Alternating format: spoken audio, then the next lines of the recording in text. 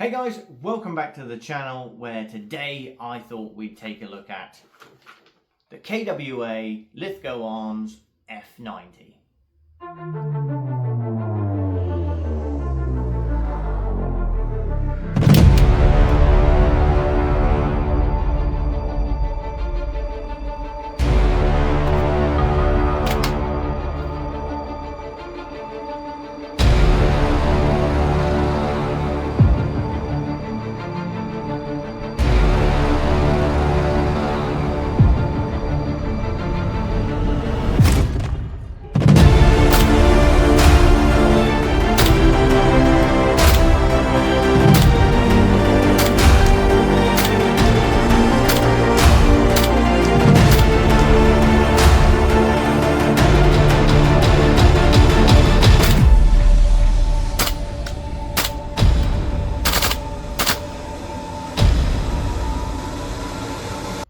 So the keen-eyed among you may be thinking to yourselves, well, hang on a minute, that's a Steyr AUG.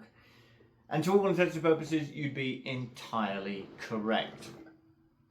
The Lithgow Arms F90 was developed from the Steyr AUG platform. Lithgow Arms took a little bit of fairy dust, a little bit of magic. They've modernised it with a few different rail systems, and essentially what they created was something for the Australian military. And that's Australian, not Austrian, as you would expect. So this was adopted by the Australian military, and subsequently KWA came along and went, well, in the style of like a cyber gun or something like that, and said, I know what we can do. We can develop a training weapon for you. And that's kind of how this all started off life. That particular rifle was extremely hot and no use to the average airsofter whatsoever. So what we have here is essentially a watered down version of the same gun. So it's 1-to-1 scale, very, very close in terms of weight, certainly in terms of weight distribution, extremely close, and you get yourself a very realistic, authentic replica of the F90 platform. In terms of power output now, she still tickles the threshold of being a tiny bit hot. And it is tickles the threshold. We all know that gas platforms can be a little bit temperamental depending on the sort of weather and that sort of thing. The logistics of you know, the gas you're using and everything can determine a hell of a lot. On green gas, on the optimal day, she'll be absolutely bang on the money, like literally down to the nth degree. A slight variation in temperature beyond that, suddenly she's hot. And when you're talking about whether she'll come down and be underpowered, that's really not a problem. She is bang on the money on the good days, and every other day she is over. So you are going to have to take 2 lots of gas with you, unfortunately, just to play it safe on those game days, because there's going to be days where she just reaches slightly beyond that. Now, KWA have done everything in their power to negate that, because we do actually, despite appearances here, and I'll stroke the shaft for you, despite appearances here, the actual inner barrel is negligible. She's actually probably only comes out to about the end of the receiver here, or the end of the rail system, I should say. And all of this is just outer barrel, just for looks. I've got to be honest, that's slightly disappointing, because if this was unnecessary to the design, I personally would have preferred the much more short variant that Lithgow Arms produce. Because, to all intents and purposes, this is a bullpup. You want it to be compact, you want it to be small, agile, and able to wield around in your CQB environment. This is entirely unnecessary. What this is actually for, and makes more sense with, is on the real steel version you can actually get an underslung grenade launcher, which is really, really nice. Like, I encourage you, I might even try and find you a picture and pop it up on the screen now. But the underbarrel grenade launcher is specifically designed for this platform. Obviously uses the 6-position pick rail to mount to, as well as the lug, and then you actually, I shall do it for you now, you pop out this internal bit of the trigger guard, and the grenade launcher's trigger system pops through here and protrudes into your sort of trigger environment so that you can use it there. And it's all very, very well put together, and you can see we've actually provided the space necessary for it. The sad truth is I'm not hearing anything that KWA are actually going to reproduce said grenade launcher, so again, disappointment. I'm just riddled with disappointment over that. So as I say, this makes absolutely no sense to me whatsoever, but this is what we have. It's very nice, very nicely manufactured in terms of an outer barrel. Looks the treat, looks the part. 14mm counterclockwise thread, blah de blah de blah. But if any of us have any sense, and something I hope to do in the near future, is to have this machine down so that we have a much shorter, more compact system for this. I just know that as soon as I do that, they will then make said grenade launcher, and I will need to get a new outer barrel just to make that work again. But I'm not going to worry about that. Not yet, anyway. As you can see, I've put a foregrip on this. You could have a plethora of different accessories underneath if you want, because you don't need a foregrip. It's actually extremely viable and comfortable to use the trigger guard system here as a foregrip as well. In terms of materials used, let's touch upon that slightly, because true to the real steel version, we have a mixture of metals and polymers in play here. The sort of upper receiver section or barrel assembly is entirely metal, with a very good high quality polymer forming the lower stroke chassis, if you like, with an org setup. It's more of a chassis than an upper and a lower thing. Anyway, I digress.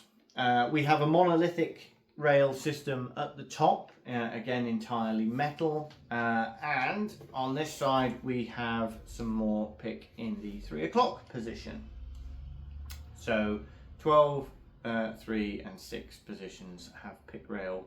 Nothing on this side, obviously, because we have the charging handle. The charging handle is very nice in the fact that you can tuck it away. That's part of the design of the real steel version as well. Pulling it back will actually move the bolt, as you would expect with a gas blowback. And you can see that we open up the charging port on this side. The cover for it is interchangeable, so if you're a lefty or a righty, you can make it as real as you like. We do have a bolt release system. Let's release the charging handle. You'll hear the bolt spring forward. Sling points. Sling points front and rear, all metal. And obviously in the case of the front one, it's actually housed in the metal rail system as well. So absolutely no concerns with longevity or capability in terms of holding the weight of this rifle. Moving back again, we have the trigger system. Now this is, as you would expect with an AUG style setup, or even a bullpup, this is a 2-stage trigger. Some people online say that it's too easy to go into full auto because there is no fire select with this. Essentially, your fire selector is a cross block system, a bit like, let's go with an MP9, something like that. But in the case of the MP9, obviously the cross block system changed you from semi to full auto. This is just literally like safe or fire, and that's it. You select your fun switch by just pulling further back on the trigger, which we won't do at the minute, but suffice to say, we do have built into the trigger as well, and you do need nails to actuate it, a little switch down here, which I will zoom into in a B-roll footage. This stops the trigger moving back past the break point of the single fire. Although saying that, with a modicum of trigger discipline, it's actually fairly easy to keep the whole system running in semi-auto anyway. Unless you're panicking and you're particularly ham-fisted, you're not accidentally going to spit off a burst of full auto.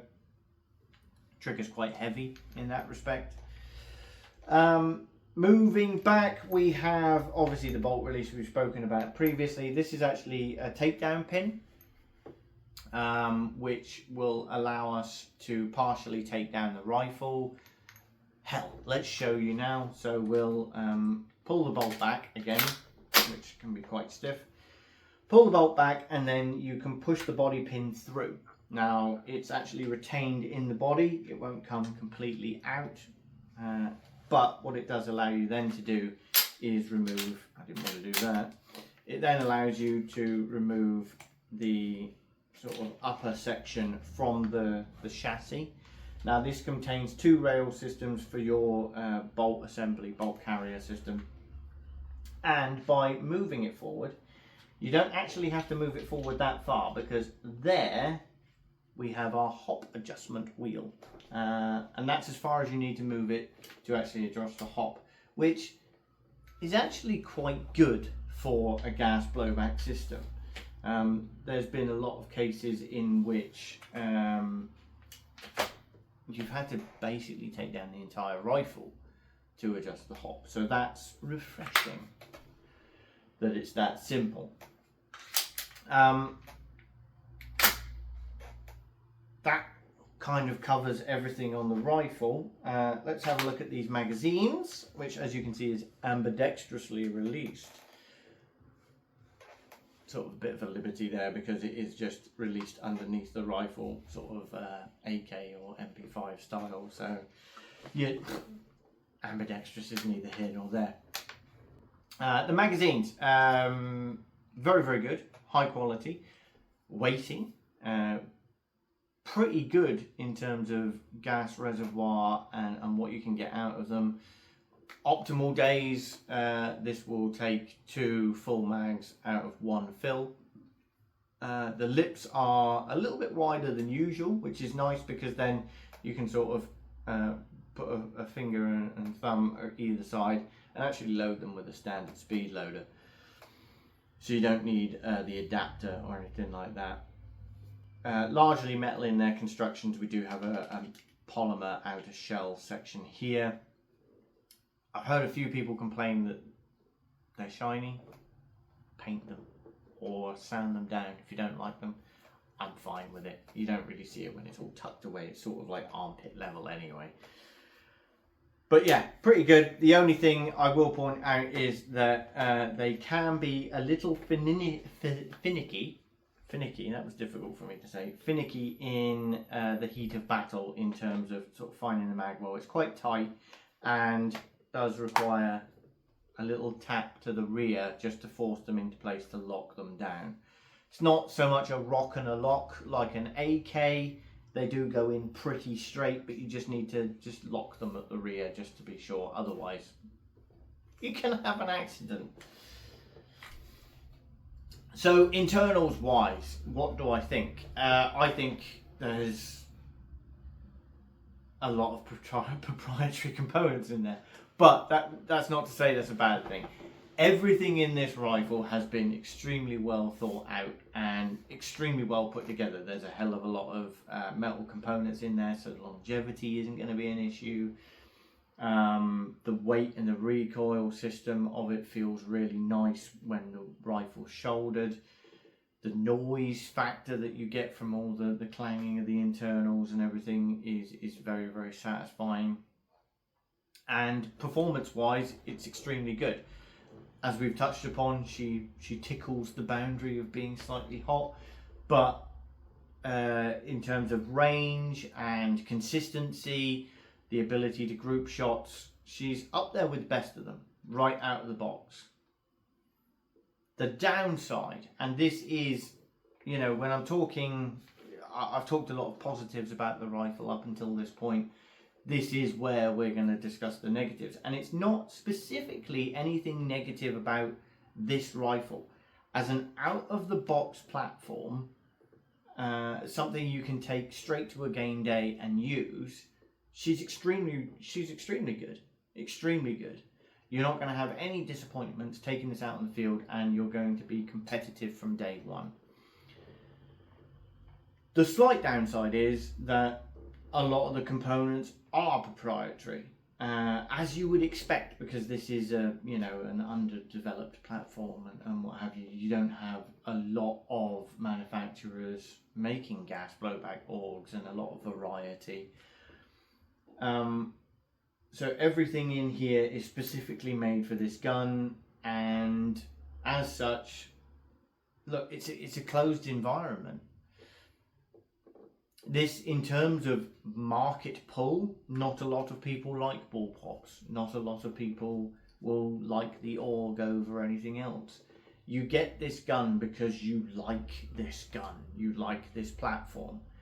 As such, it's a very, very small market, a sector of the market, or a slice of the pie, if you like, and you're not going to have a lot of manufacturers making a lot of upgrades for it. And this gun's been out best part of a year, maybe even longer at this point, and we're just not seeing it. There's not a flood of the market, developing upgrade components for it or anything such. So you are tied into what you have here. What you have here is a good, solid platform, but with very, very little scope for upgrade.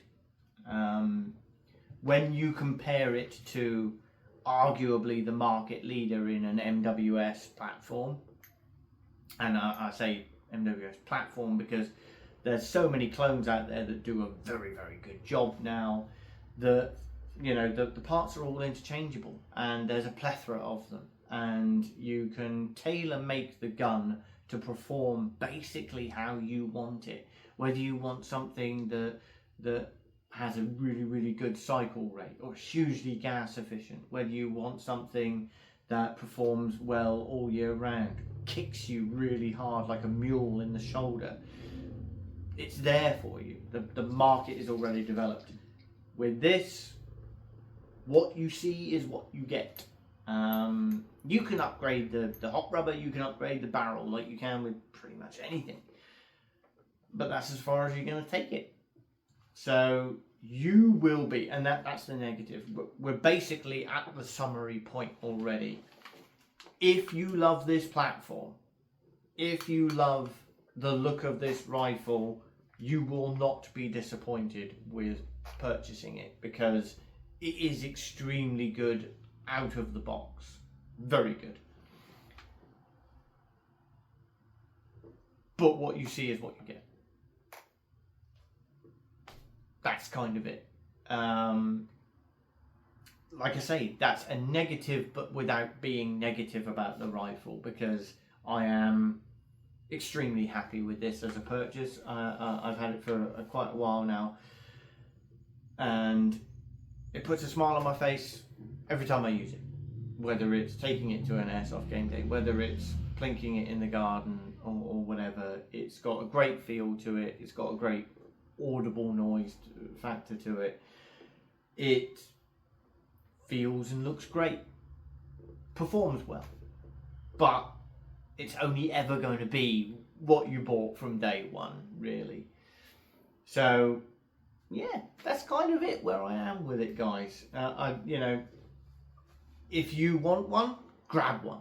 Can't be enthusiastic enough about you should go out and get one. If, however, you're a bit on the fence and you think to yourself, I'm going to spend a lot of money, I want something that I can tailor make to my own play style, I can upgrade, or I can even play with across multiple different sort of variations. It's so easy to go out and get an MWS and then have a couple of different rail systems for it that you could interchange with a few turns of an Allen key and create a completely different look to your rifle or a completely different setup. That is not going to happen with this. So yeah, that's where we are. Absolutely love it as everything you see here. If, however, you are slightly on the fence about it and what have you, then probably best to steer clear, because it's never going to be anything more than you get out of the box. Okay guys, that's been my summary of the KWA Lithgow Arms F90. If you have enjoyed the video, then as always, a like and a subscribe is most welcome. We do have some merchandise available on the podcast channel as well, and via a few other streams there. Thank you very much for watching again today, and I'll see you in the next one.